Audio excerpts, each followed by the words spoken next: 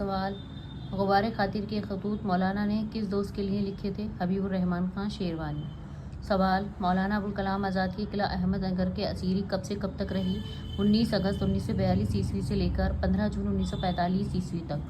سوال: مولانا ابوالکلام آزاد کو اردو کا ادیب اعظم کس نے کہا؟ عبدالمجید دریابادی نے۔ سوال: امام الاحرار کا لقب مولانا آزاد کو کس نے دیا تھا؟ شائخ احمد عثمانی نے۔ سوال: الہلال کا دوبارہ اجرا کب ہوا؟ 1927 کو۔ سوال: البلاغ رسالہ کب جاری ہوا؟ 12 نومبر 1915 کو۔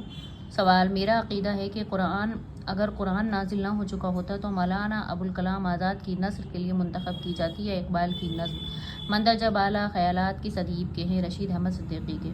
سوال: مولانا ابوالکلام آزاد نے تذکرہ کب سے کب تک لکھا؟ مئی 1916 سے 17 اکتوبر تک۔ 17 اکتوبر 1916 کے درمیان لکھا۔ سوال: مولانا ابوالکلام آزاد کا تذکرہ کب شائع ہوا؟ ستمبر 1919 کو۔ سوال: تذکرے میں مولانا ابوالکلام آزاد نے کس کا تذکرہ کیا ہے؟ اپنا اور اپنے اسلاف کا۔ سوال: لسان الصدق رسالہ مولانا ابوالکلام آزاد نے کتنی عمر میں نکالا؟ 15 سال کی عمر میں۔ سوال: آزاد ہندوستان کا پہلا وزیر تعلیم کون تھا؟ مولانا ابوالکلام آزاد۔ سوال: حکومت بنگال نے مولانا ابوالکلام آزاد کو جلا وطن کرنے کا حکم کب صادر کیا تھا؟ مارچ 1916 کو۔ سوال: حکومت بنگال کی جلا وطن کے حکم کے بعد مولانا آزاد کہاں نظر بند رہے؟ رانچی میں۔ سوال: غبار خاطر کے خطوط مولانا آزاد نے کب سے کب تک لکھے؟ 13 اگست 1942 سے 3 ستمبر 1945 تک قلعہ احمد نگر کی اسیری کے دوران لکھے۔ سوال: مولانا ابوالکلام آزاد کی بیوی کا انتقال کب ہوا؟ 9 اپریل 1943 کو۔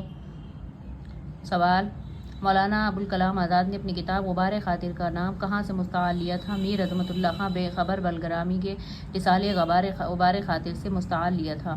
سوال: غبار خاطر کو شائع کرانے کا سہرا کس کے سر ہے؟ مولانا اجمل خان کے سر۔ سوال: آزاد کی کہانی آزاد کی زبانی کس کے کہنے پر شائع ہوئی؟ عبدالرزاق ملیح آبادی۔ سوال: ہماری آزادی مولانا ابوالکلام آزاد نے کس کے کہنے پر لکھی؟ ہمایوں کبیر کے۔